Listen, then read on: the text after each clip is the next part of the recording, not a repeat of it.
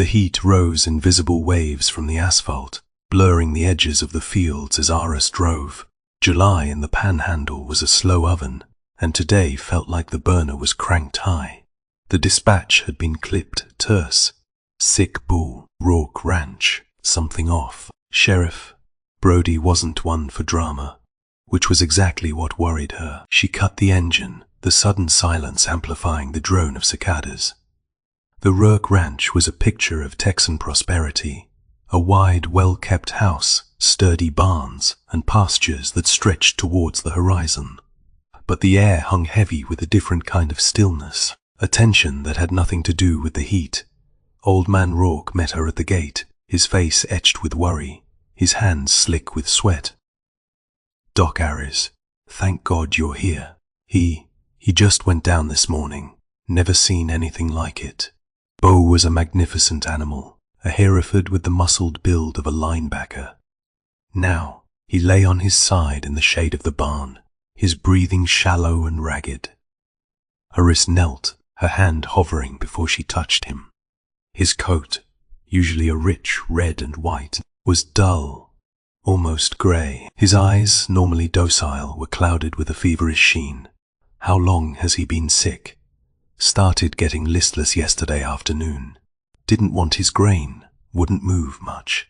This morning. This. Rourke gestured helplessly. Aris began her examination, her fingers tracing the line of Bo's jaw, feeling for swollen glands. Nothing. His temperature was spiking, but not consistent with any common cattle disease. She listened to his heart and lungs, a faint rattle in his chest, but no cough. She checked for foot, mouth, blue tongue, even anthrax. But the symptoms didn't align with any of them. "Has he been exposed to anything unusual?" she asked, rising to her feet. Rourke shook his head. "Nothing. Same feed, same pasture. He is a registered bull. Doc, I take care of my livestock." Aris ran a hand through her short, practical haircut, pushing back strands of sweat, dampened hair. This wasn't right. It felt like the animal was deteriorating from the inside out. His muscles felt strangely softened, almost fluid beneath her touch. "It is like his body's shutting down too fast," she muttered. More to herself than Rourke. "It is not a respiratory thing, not a digestive thing. It is systemic. But I don't know what's systemic." A knot tightened in her stomach. She'd been a vet for 10 years, inherited the practice from her father, and prided herself on being able to handle anything. The Panhandle threw at her. But this was different. This was unsettling. Rourke shifted uneasily. "What do you think it is, Doc?" Aris hesitated. "I don't know. I need to run some tests, blood work, tissue samples. It could be a virus, something new, but I've never seen anything like this." The weight of her uncertainty was heavy, not just for Rourke, but for herself. Her reputation rested on her ability to diagnose and treat, to fix things.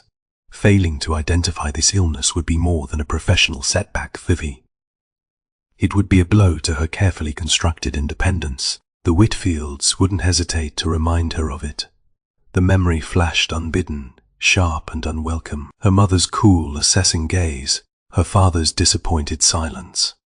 Growing up, she'd always felt like a disappointment, a shadow in the imposing grandeur of the Whitfield legacy. They were doctors, lawyers, politicians, sifting pillars of the community. She'd chosen veterinary medicine, a practical profession deemed suitable but not exceptional. Her brother, Julian, the golden child, had been groomed for the family law firm from the moment he could speak. He'd excelled, of course, effortlessly charming his way through Yale, and then straight into a partnership. He'd called last week, expecting her to attend the annual Whitfield Foundation Gala. She'd politely declined, citing a busy schedule. The thinly veiled disapproval in his voice had been unmistakable. "You always did prefer animals to people, didn't you, Aris?" A condescending smile lacing his tone. She pushed the memory away, focusing on Boo's labored breathing. Sentimentality was a luxury she couldn't afford. The bull needed her attention, and she needed to find answers. "I'll get the samples and send them out to the diagnostic lab," she said, her voice carefully neutral. "It'll take a few days to get the results." As she worked preparing the samples, another call came in. This time, it was from Old Man Abernathy. His voice crackling with fear. "Doc Aris, it is Bessie. My Bessie's down, same as Roke's bull. Just gone to water." Within the hour, Aris found herself at Abernathy's farm, examining a Jersey cow displaying the same baffling symptoms as Boo. Then another call, and another. 3 more farms, each with livestock exhibiting the same strange rapid decline. Panic began to ripple through the community. The farmers gathered at the diner, their faces grim, their voices low and anxious. Aris sat with them, sipping lukewarm coffee, fielding questions she couldn't answer. "It is a plague, I tell you," someone shouted. "My whole herd, gone. Years of breeding, ruined. What are we going to do? Doc, we can't afford to lose all our stock." Aris held up her hands, trying to quell the rising tide of hysteria. "I don't know what it is yet, but I'm doing everything I can. We need to remain calm. Contain the animals, disinfect the barns. We need to isolate the problem." But her words felt hollow, even to her. She had no solid ground to stand on, no clear direction. As she listened to the farmers' fears, a pattern began to emerge. She asked each of them where they'd acquired their animals, tracing the lineage back as far as possible. And the answer kept coming back to the same source and Old Man Hemlock. Old Man Hemlock lived on the outskirts of town, a recluse known for his eccentric habits and his stubborn refusal to modernize his farm. He sold off most of his stock a few weeks ago, claiming he was retiring. Roke had purchased Bew from him, as had Abernathy and 2 of the other affected farmers. A chill ran down Aris's spine. It was too neat, too coincidental. "Did anyone ask Hemlock about his animals?" she asked, her voice cutting through the murmur of the diner. "Heard he wasn't too friendly about questions," Abernathy said, scowling. "Kept to himself, that one always did." Aris finished her coffee, a sense of foreboding settling in her gut. "I'm going to pay him a visit." Hemlock's farm was a world apart, hidden behind a curtain of overgrown trees and rusted fences. The air was thick with the smell of decay, and the silence was oppressive, broken only by the caw of crows. The farmhouse was dilapidated, its paint peeling, its windows dark and vacant. She found Hemlock in the barn, tending to a small flock of chickens. He was a wiry man with a face like weathered leather and eyes that darted nervously around the room. He looked at Aris with suspicion. "Can I help you?" he rasped, his voice rough from disuse. "I'm Dr. Aris. I'm investigating an outbreak of a strange illness affecting livestock in the area. I understand you recently sold several animals." Hemlock's eyes narrowed. "Sold some cattle?" "Yeah, what has that got to do with anything? Several of those animals are now severely ill, exhibiting symptoms I've never seen before. I'm trying to determine the source of the outbreak." He shrugged, turning his attention back to the chickens. "Animals get sick. Happens all the time. These aren't typical illnesses, Mr. Hemlock. They're unusual, and all of the animals were recently sold by you." Hemlock's jaw tightened. He didn't answer, just continued to fuss with the chickens. Aris noticed a strange smell emanating from the barn, something metallic and acrid. She scanned the stalls, her gaze landing on a recently butchered bull, lying on its side. She approached cautiously, her eyes scanning the animal. The cut was clean, professional, too clean. And then she saw it. Carved into the hide of the bull, just below the shoulder, was a symbol, a circle bisected by a jagged line. It wasn't a brand. It wasn't a marking she recognized from any ranch. It was something older, more primal. A flicker of recognition sparked in the back of her mind, a half-forgotten image from her childhood, a symbol she'd seen in her grandmother's attic, etched onto a dusty wooden box. She hadn't thought about it in years, dismissed it as a childish fantasy, but now, staring at it carved into the hide of a dying bull, it sent a shiver down her spine. The symbol wasn't just unsettling, it was familiarity clawed at a buried memory, a whisper of stories her grandmother used to tell, stories about ancient rituals and forgotten gods, stories her mother had dismissed as folklore, as the ramblings of an old woman losing her mind. Aris reached out and traced the symbol with her finger, her mind racing. What was it? What did it mean? And why was it carved into this bull? A shadow fell over her, and she turned to see old man Hemlock standing behind her, his eyes burning with an unsettling intensity. He hadn't spoken, hadn't moved, but his gaze held a warning, a silent threat. He knew what the symbol meant, she was certain of it, and he wasn't going to tell her. "You shouldn't be here, Doctor," he said, his voice a low growl. "Some things are best left buried." The dust swirled behind Aris's truck as she drove back from Hemlock's. The image of that carved symbol burned into her mind. It wasn't just a fleeting recollection anymore. It felt like a key, unlocking a door to a past she hadn't known existed. The unsettling feeling lingered, amplified by Hemlock's blatant hostility and the strange, acrid smell clinging to her nostrils. She pulled into the diner, needing coffee and a chance to gather her thoughts. Sheriff Brody was nursing a plate of scrambled eggs, his gaze drifting towards the window. "Rough visit?" he asked, without looking up. Brody had a knack for reading people, a skill honed from decades of dealing with the quirks and secrets of the Panhandle. "You could say that," Aris replied, sliding into the booth opposite him.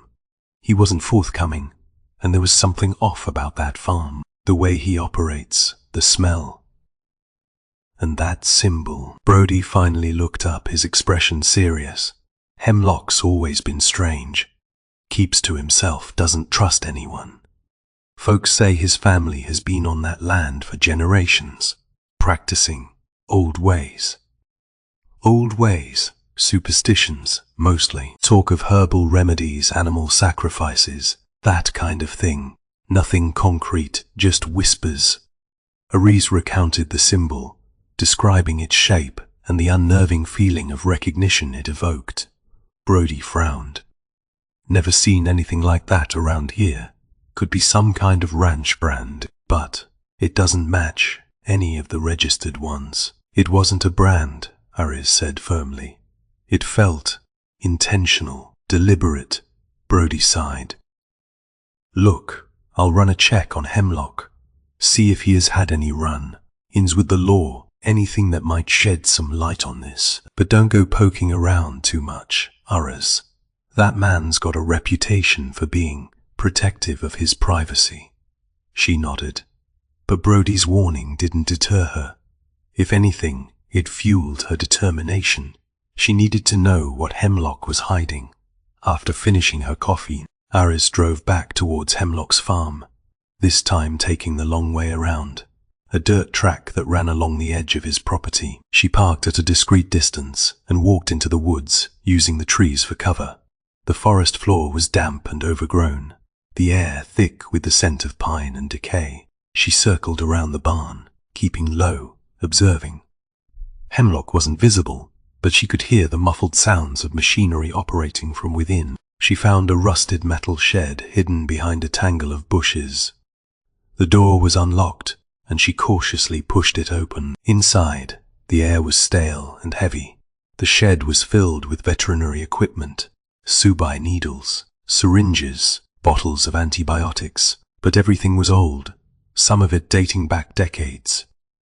On a workbench, she found a collection of jars containing strange concoctions, murky liquids with unidentifiable objects floating inside. Beside the jars was a ledger, its pages filled with meticulous handwriting. Aris flipped through it, her heart pounding. The entries detailed Hemlock's breeding practices, recording the lineage of his cattle, but there were anomalies, inconsistencies. He appeared to be selectively breeding for certain traits: fawn, weakness, susceptibility to illness. and interspersed amongst the breeding records were notes written in a cryptic code, filled with symbols and archaic terms.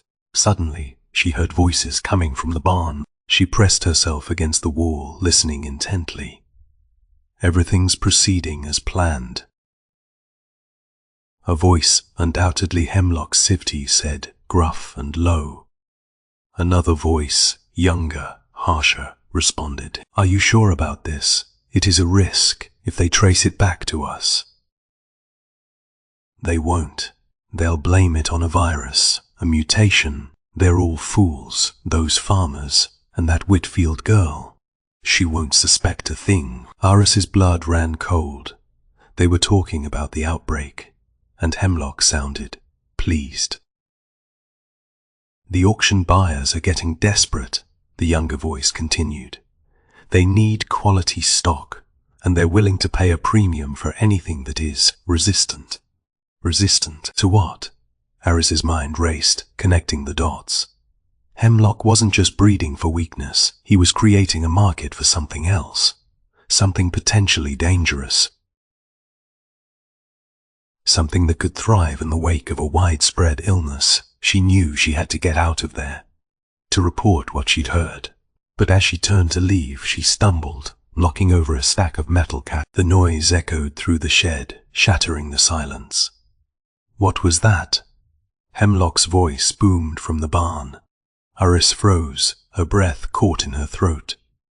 She waited, listening for footsteps, for any sign that she'd been discovered. But the sounds from the barn subsided, and after a tense moment of silence, she slipped out of the shed and melted back into the woods. As she drove away from Hemlock's farm, she couldn't shake the feeling that she was being watched. The air felt thick with anticipation, with menace. She tried to rationalize her fear, telling herself it was just the stress of the situation, the lingering effects of Hemlock's unsettling presence. But then she reached her truck, and her stomach plummeted. The tires were slashed, the windshield was cracked, spiderwebbing with fissures, and spray painted across the driver's side door, in crude, jagged letters, was the same symbol she had seen carved into the bull's hide. It wasn't a random act of vandalism. It was a message, a clear, unambiguous warning. She stared at the damage, her hands trembling. Someone didn't want her investigating Hemlock, and they were willing to escalate to violence to stop her. Back at the diner, Brody listened to her account with a grim expression. "This changes things. Arise," he said. "This isn't just about sick cattle anymore. This is about intimidation, possibly assault. I'll put a deputy on surveillance at Hemlock's farm, run a full background check, but you need to be careful. Stay close to town and let me know if anything else happens." "There is something else," Aris said, her voice low. "I think Hemlock and my grandfather knew each other. Not just knew each other, they had a feud, a long, bitter one." She'd asked her mother about her grandfather, Thomas Whitfield, years ago. Her mother had been dismissive, claiming it was just a minor disagreement over land rights. But the few fragments of information she'd gleaned over the years painted a different picture. Her grandfather had been investigating Hemlock's practices, suspecting him of illegal animal experimentation. The dispute had become personal, escalating into threats and accusations. "What did your grandfather do?" Brody asked. "He tried to shut Hemlock down, filed complaints with the State Veterinary Board, the Department of Agriculture. But Hemlock had a way of covering his tracks. My grandfather spent years trying to build a case against him. But he never could get enough evidence, and your grandfather died suddenly," Brody prompted gently. "Heart attack," Aris said, her voice barely a whisper. "But my grandmother always suspected foul play. She said Hemlock had threatened him, warned him to back off."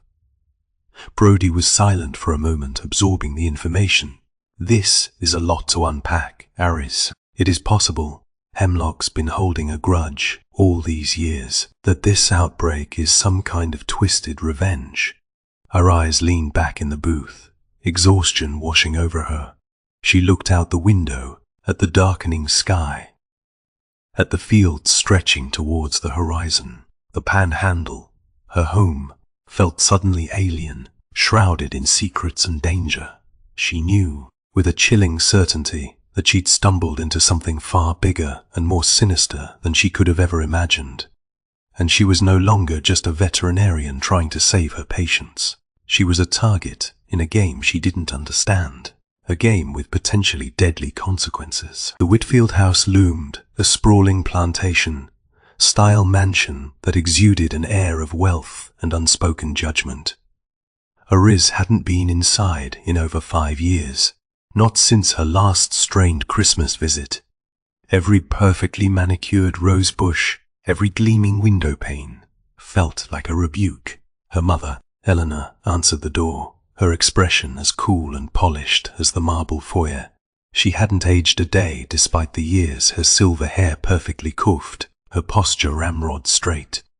"Aris," she said, her voice devoid of warmth, "to what do I owe this unexpected pleasure?" "I need to talk to you about Hemlock," Aris said, bypassing the polite formalities. "About the outbreak and about grandfather." Eleanor's eyes narrowed. Hemlock, that unpleasant man. "What has he done now?" "I think he is responsible for the illness, and I think there is a history between our families that you haven't told me." Eleanor sighed, a sound of weary exasperation. "Honestly, Aris, your penchant for melodrama. Must you always dredge up the past?" She gestured towards the formal living room, a space filled with antique furniture and portraits of Whitfield ancestors. "We can talk in here, I suppose. But I warn you, I have a charity luncheon to attend." The conversation was like pulling teeth. Eleanor initially dismissed the feud as a petty land dispute, a disagreement blown out of proportion. But under Aris's persistent questioning, the truth began to emerge, piecemeal and grudgingly given. The Thorns signed the Hemlock's original name, changed decades ago. Foodie and the Whitfields had been neighbors for generations, both prominent ranching families in the area. But a series of unfortunate events, coupled with simmering jealousy, had driven a wedge between them.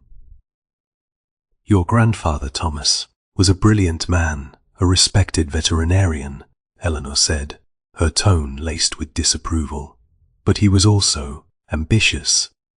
He acquired a large tract of land, prime grazing land, that old man Hemlock's father desperately wanted. He made an offer, a generous one, but Hemlock refused to sell. Why? Pride, I suppose. And resentment. The Whitfields had always been the more successful, the more influential family. The Thorns felt overshadowed. The rivalry had escalated over the years, fueled by whispers and accusations. Then a tragedy struck. A prized stallion on the Thorn ranch had died, suddenly seemingly healthy one day, and dead the next. Old man Thorn had accused Thomas Whitfield of deliberately poisoning the animal, of sabotaging his livelihood. "It was a baseless accusation," Eleanor said dismissively. "A desperate attempt to smear my husband's name. There was an investigation, of course, but nothing was ever proven." But Aris remembered something from her childhood, a fragment of a conversation overheard between her parents, a hushed argument, her mother's voice tight with anxiety, her father's voice defensive and strained. "It was a mistake, Thomas, a simple dosage error. You should have double-checked the label." A wave of nausea washed over Aris. Could it be? Had her grandfather made a mistake? Had a miscalculated dose of medication caused the stallion's death? Was it negligence? She asked, her voice barely a whisper. Eleanor's expression hardened. "That is a cruel thing to say, Aris. Your grandfather was a dedicated professional. He would never intentionally harm an animal." But her eyes betrayed her. There was a flicker of something in their depths, a hint of guilt, a shadow of doubt. The memory surfaced, vivid and painful. She was 8 years old, hiding behind the curtains, listening to her parents argue. She remembered her father, his face pale and drawn, his hands trembling as he held a bottle of medicine. She remembered her mother, her voice laced with accusation, and she remembered the stifled sobs that went on long into the night. He was accused, wasn't he? Aris pressed, her voice trembling, of giving the horse the wrong medication. Eleanor averted her gaze. It was a difficult time. We chose to protect your grandfather's reputation. The accusations were never substantiated. Aris knew she wasn't going to get any more answers from her mother. Eleanor was a master of deflection, of preserving the Whitfield image at all costs. She thanked her mother curtly and left, feeling more confused and disturbed than ever. The past was a tangled web of secrets and lies, and she was starting to realize that her family wasn't as virtuous as she'd always believed. She drove to the local historical society, a small, unassuming building run by a kindly old woman named Mrs. Gable. Mrs. Gable was a treasure trove of local knowledge, a walking encyclopedia of Panhandle history. The Thorns and the Whitfields, you say? Mrs. Gable said, adjusting her glasses. Oh yes, a famous feud. It went back generations, but it really came to a head with the stallion incident. A terrible tragedy, that was.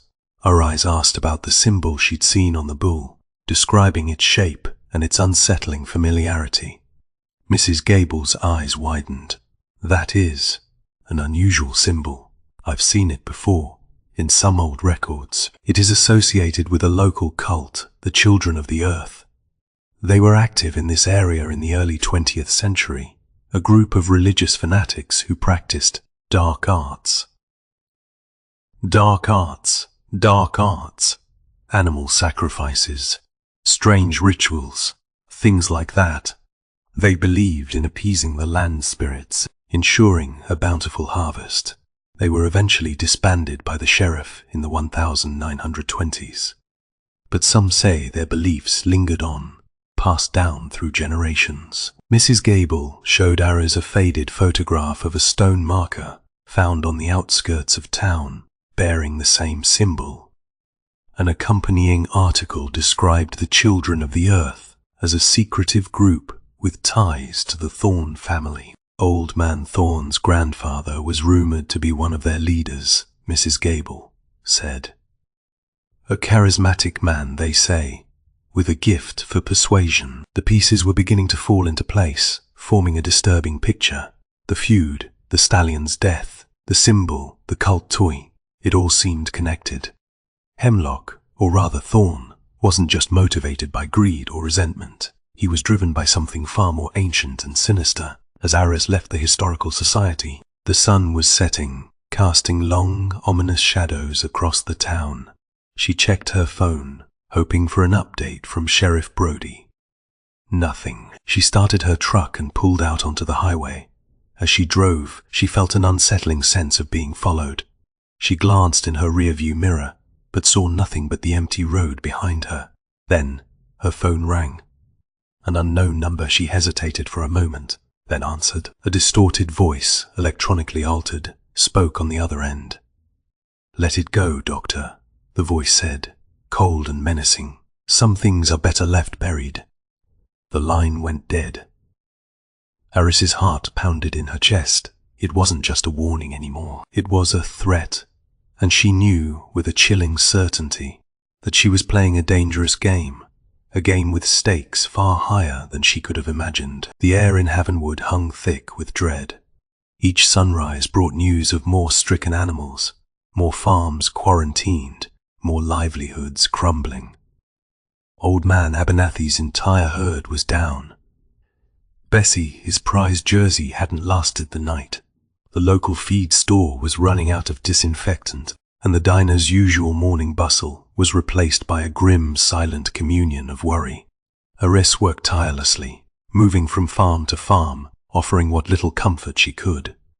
But her veterinary skills felt woefully inadequate against an enemy she couldn't identify. The diagnostic lab was slow, bogged down by a backlog of samples from across the state.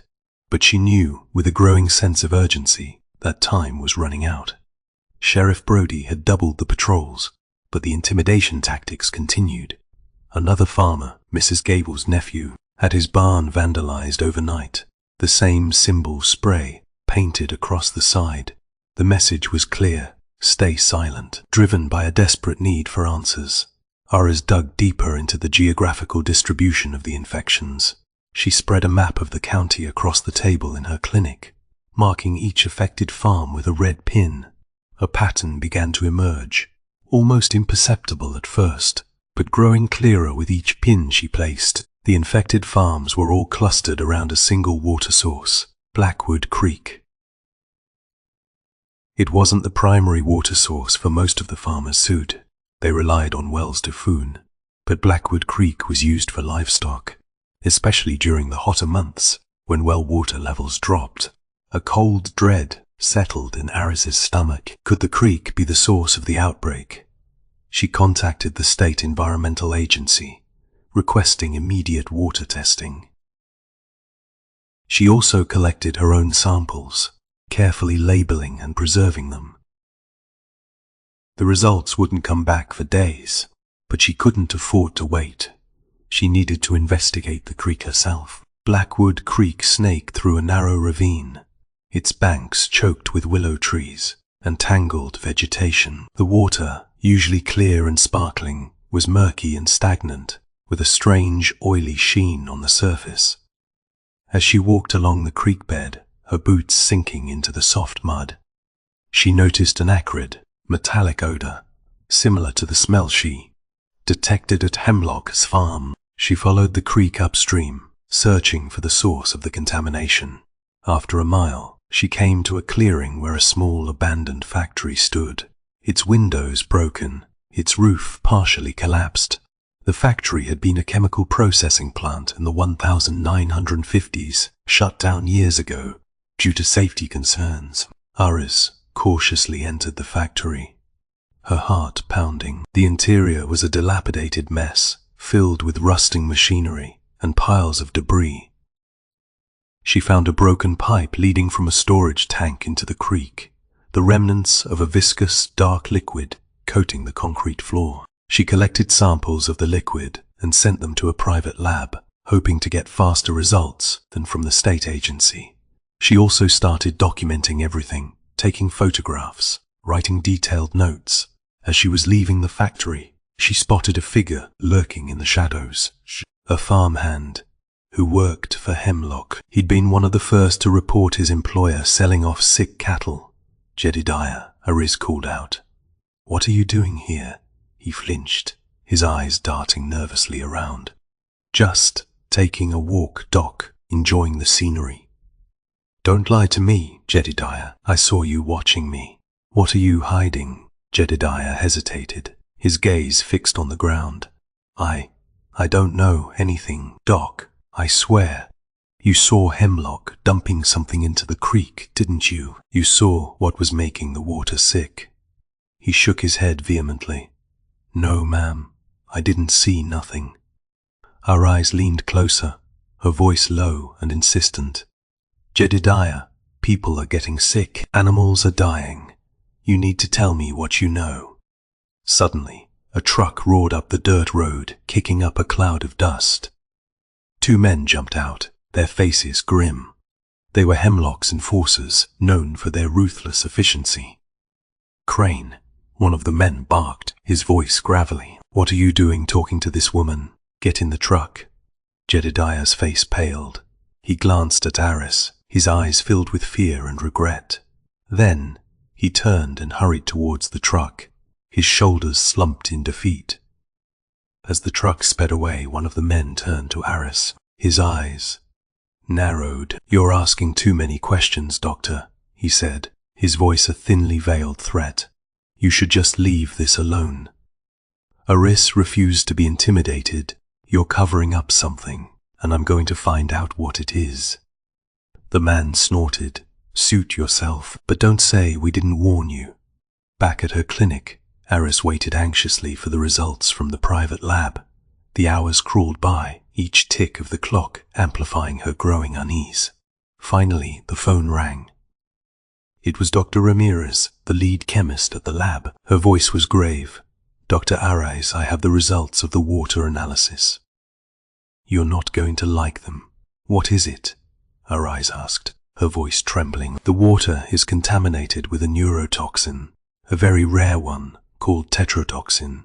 It is found in pufferfish and some species of newts.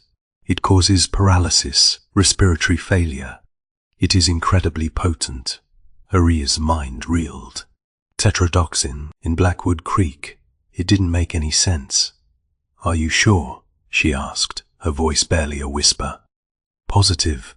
We ran multiple tests, cross-referenced the data. There is no mistake, and the concentration levels are high enough to cause the symptoms you've been describing in the livestock. But how did it get there? Dr. Ramirez paused.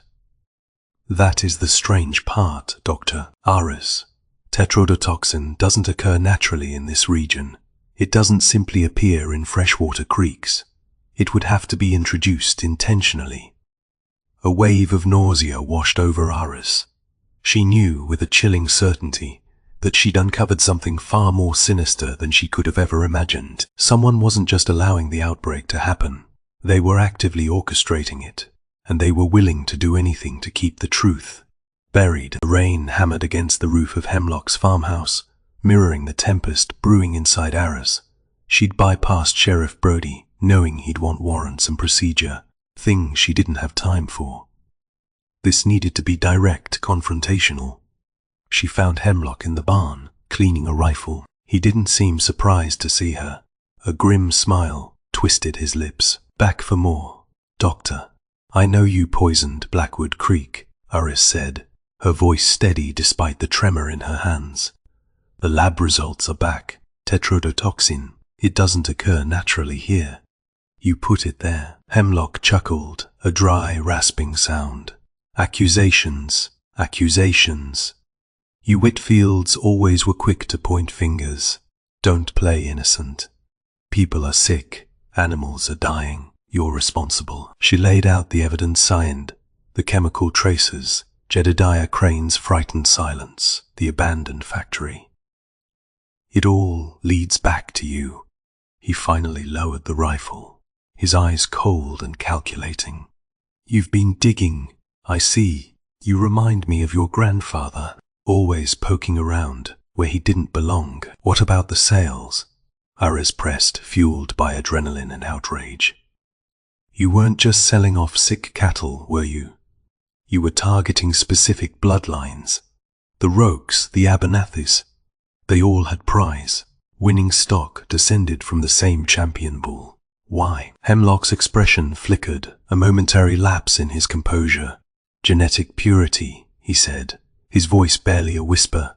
They were diluting the line, weakening the stock. That is insane. You poisoned an entire community because you thought they were compromising a bloodline. It wasn't about the animals, Hemlock snarled, his eyes blazing with fanaticism. It was about restoring balance. The Whitfields destroyed everything my family built. Your grandfather ruined us. He tried to stop you from breaking the law. He investigated illegal practices. He tried to destroy us. He used his influence, his wealth, to drive us into the ground. My father lost everything, his reputation, his livelihood. He died a broken man. And you think poisoning people and animals is justice? Before Hemlock could respond, a figure emerged from the shadows. It was Earl, Brody's deputy sinder, a man Aris had always considered a quiet, dependable presence. But his eyes were hard, his face set in a grim expression. He held a heavy wrench in his hand. Looks like you've gotten yourself into a mess, Doctor, Earl said, his voice devoid of emotion. Aris's blood ran cold. Earl wasn't just an accomplice. He was a participant. Earl, what are you doing? Helping set things right, he said, advancing towards her. The Whitfields have been getting away with too much for too long. Hemlock gave Earl a curt nod. Take care of her. The barn erupted into chaos. Our eyes dodged Earl's first swing, the wrench whistling past her head. She wasn't a fighter, but adrenaline surged through her veins, sharpening her reflexes. She ducked under another blow, grabbing a pitchfork leaning against the wall. She used the pitchfork to keep Earl at bay, but he was stronger, more relentless. He cornered her near a stack of hay bales, his face contorted with rage. Hemlock stood by, watching with a chilling detachment, occasionally offering Earl instructions. As she parried another blow, a searing pain ripped through her arm. Earl had connected with the wrench, shattering her ulna. She cried out, dropping the pitchfork.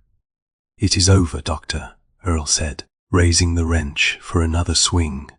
But before he could strike, a voice cut through the barn's din. "Enough, Earl." It was Julian, her brother.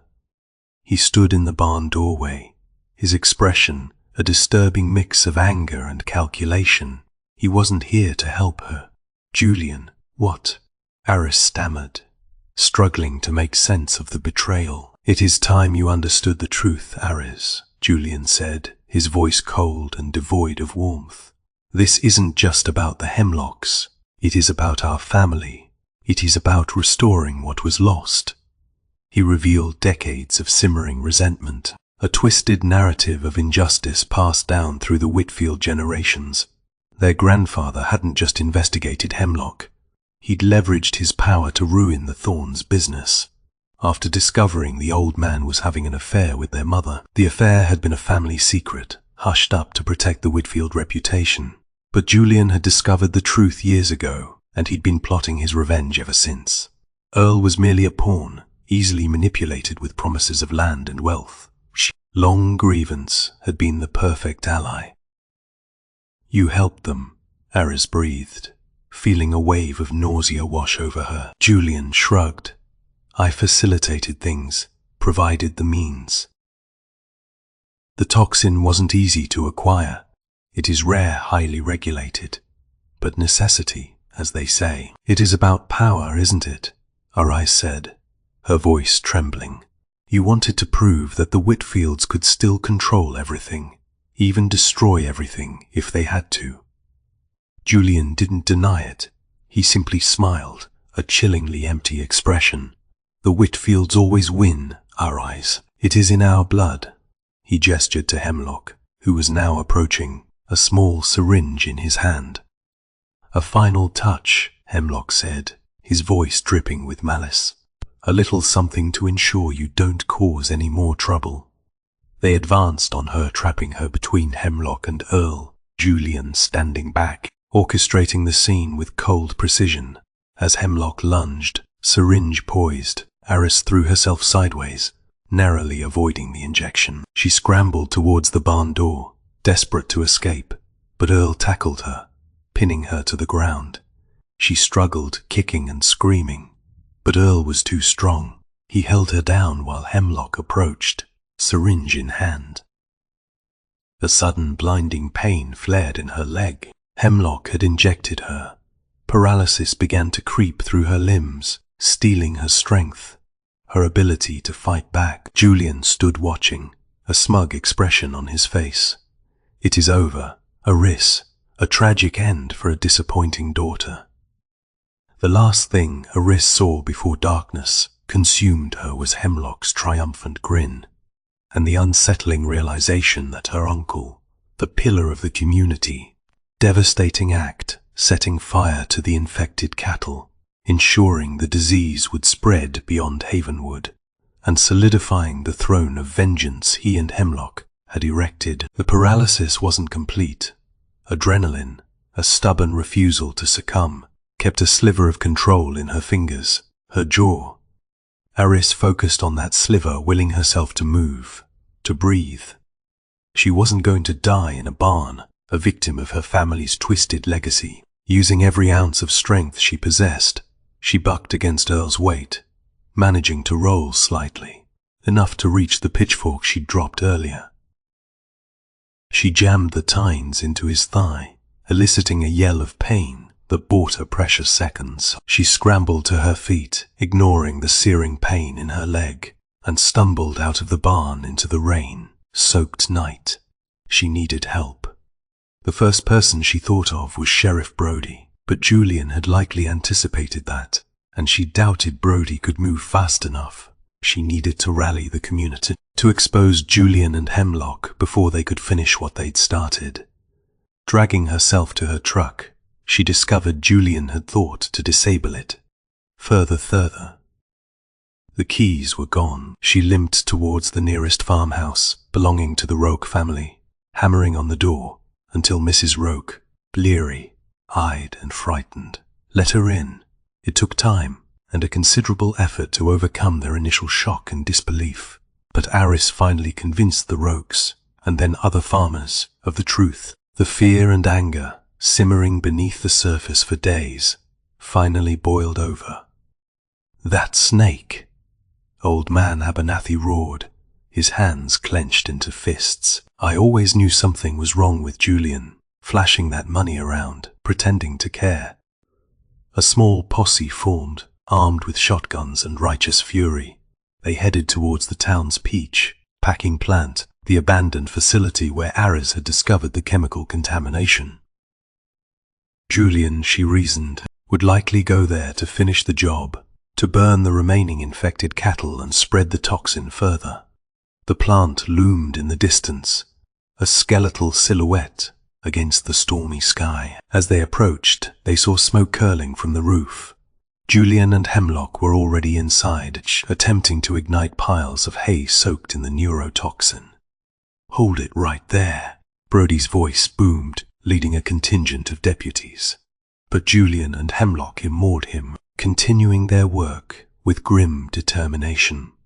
"This ends now, Julian," Aris shouted, her voice hoarse from exhaustion and pain. She leaned heavily on Mrs. Roque for support. Julian turned, his face contorted with rage. "You should have stayed down, Aris. This doesn't concern you." "It concerns everyone," she retorted.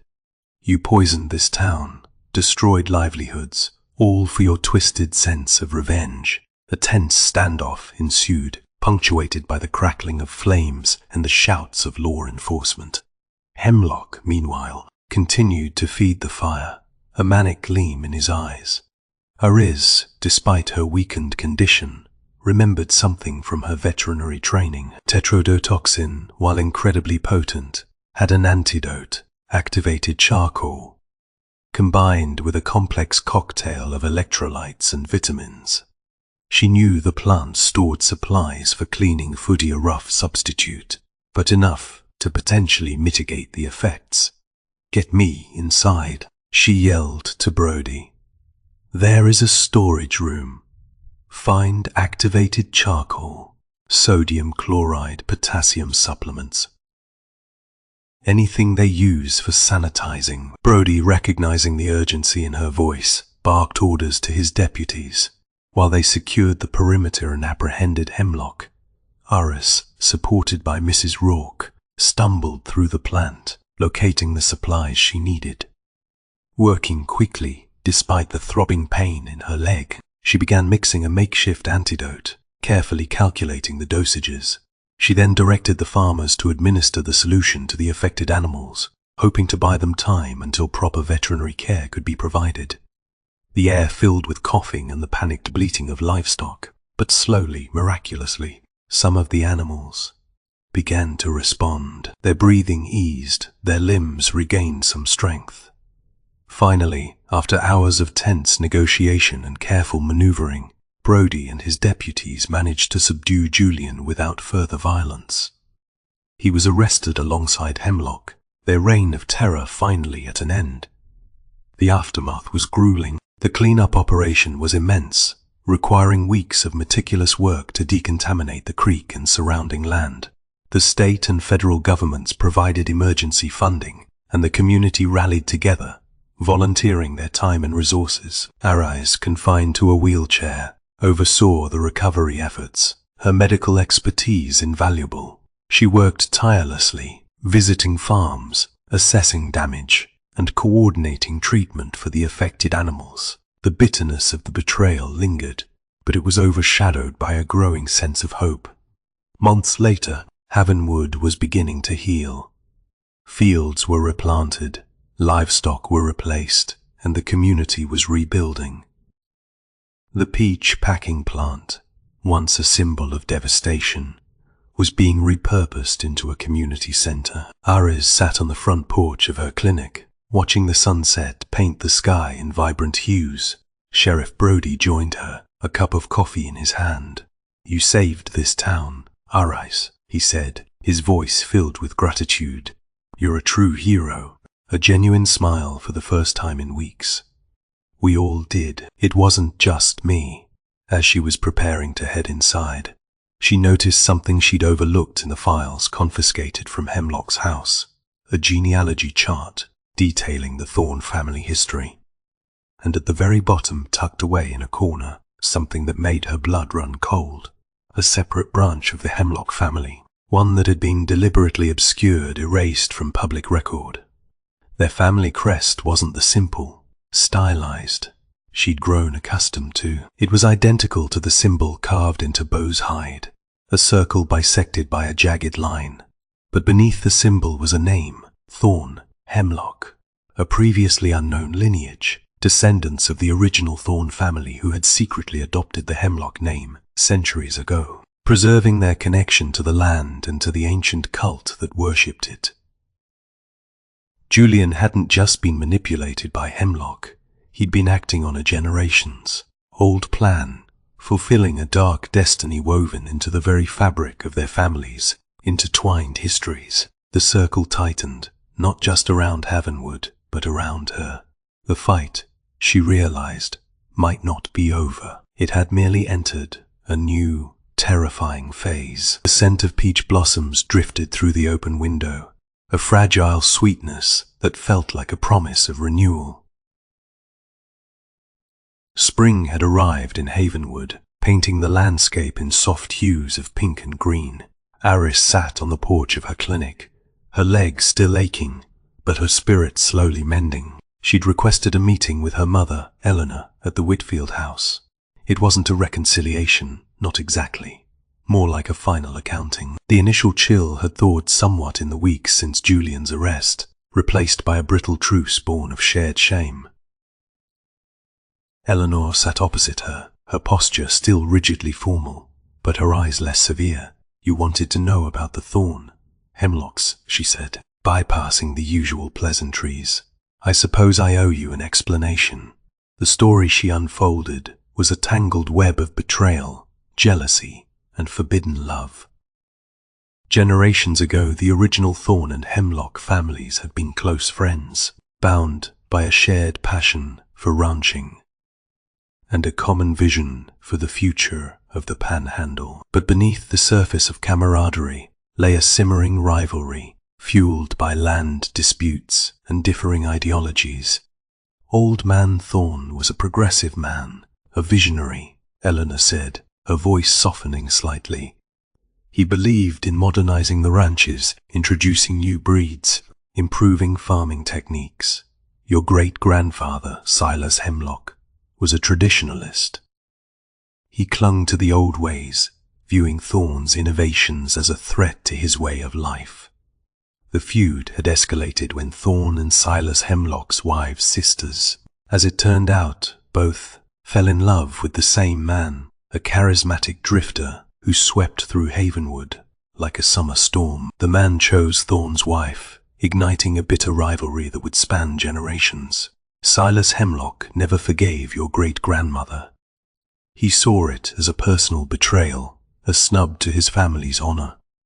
He dedicated his life to undermining the Thorne's success, spreading rumor, sabotaging contracts, and eventually forming a pact with a local cult, the Children of the Earth, who promised him power and prosperity. The cult, Eleanor explained, believed in appeasing the land spirits through ancient rituals, some of which involved animal sacrifice and the manipulation of natural resources. Silas Hemlock, desperate for revenge, embraced their dark practices, using them to sabotage Thorne's ranch and drive him into financial ruin. "The affair with my mother was just fuel on the fire," Eleanor said, her voice flat. "A convenient excuse to escalate the attacks." Silas Hemlock had deliberately spread the rumor, knowing it would damage the Thorne reputation and further solidify his own power. "And my grandfather?" Aris asked, her voice barely a whisper. "What did he do?" "Your grandfather, Thomas, was a good man," a dedicated veterinarian. But he was also naive. He didn't understand the depths of the Hemlock's depravity. He tried to investigate their activities, but he underestimated their ruthlessness. They ruined him, discredited him, and ultimately drove him to an early grave. Eleanor paused, her eyes filled with a weariness Aris had never seen before. We all paid the price for their feud, a legacy of bitterness and resentment that poisoned our family for generations. Aris sat in silence, absorbing the weight of her family's history. It wasn't a glorious tapestry of heroism and virtue, but a tangled web of flawed individuals, driven by ambition, jealousy, and revenge. And she, unknowingly, had been a pawn in their twisted game. She realized she couldn't change the past, but she could choose how to respond to it. She could break the cycle of bitterness, refuse to be defined by her family's flaws. "I need to forgive them," Aris said, her voice firm. "Both of them. My grandfather for his naive, my uncle for his hatred, and even you for keeping me in the dark." Eleanor's expression softened. "It won't be easy," she said quietly, "but it is a start." Over the following months, Aris dedicated herself to rebuilding Havenwood. She volunteered at the community center, offered free veterinary care to struggling farmers, and spearheaded a fundraising campaign to replant the damaged peach orchards. She strengthened her relationships with her neighbors, attending town hall meetings, participating in local events. She learned to listen, to empathize, to offer support without judgment. The peach orchards, once barren and lifeless, began to thrive, bursting with blossoms and the promise of a bountiful harvest. It was a symbol of Havenwood's resilience, a testament to the power of collective healing. Aris also began to explore her own passions, taking up painting and pottery, rediscovering a creativity she'd suppressed for years. She found solace in the simple act of creating, allowing herself to express her emotions through art. She even started a mentorship program for young women interested in veterinary medicine, determined to inspire a new generation of compassionate healers. One evening, as she sat on her porch, sketching a landscape bathed in the golden light of sunset, she felt a sense of peace she hadn't known in years. The scars of the past would always remain, a reminder of the darkness she'd overcome, but they no longer defined her. She'd learned to accept that some wounds may never fully heal, but they could be overcome. She'd learned that true strength wasn't about avoiding pain, but about embracing it, learning from it, and growing through it. Her phone buzzed, breaking her reverie. It was a news alert. She read the headline with a growing sense of dread. "Livestock illness sweeps through neighboring counties. Authorities investigating possible connection." The article reported similar outbreaks of neurological illness affecting cattle in several counties bordering Havenwood, all with the same baffling symptoms, the same rapid decline. A cold knot formed in Aris's stomach. This wasn't an isolated incident. It wasn't just Havenwood that was under attack. Julian and Hemlock hadn't been acting alone. They'd been part of something much larger, a conspiracy that stretched far beyond the boundaries of their small town, and the symbol, the circle bisected by a jagged line, had been spotted on cattle in other states, a chilling reminder that the roots of this darkness ran deep, and the ruin had only just begun.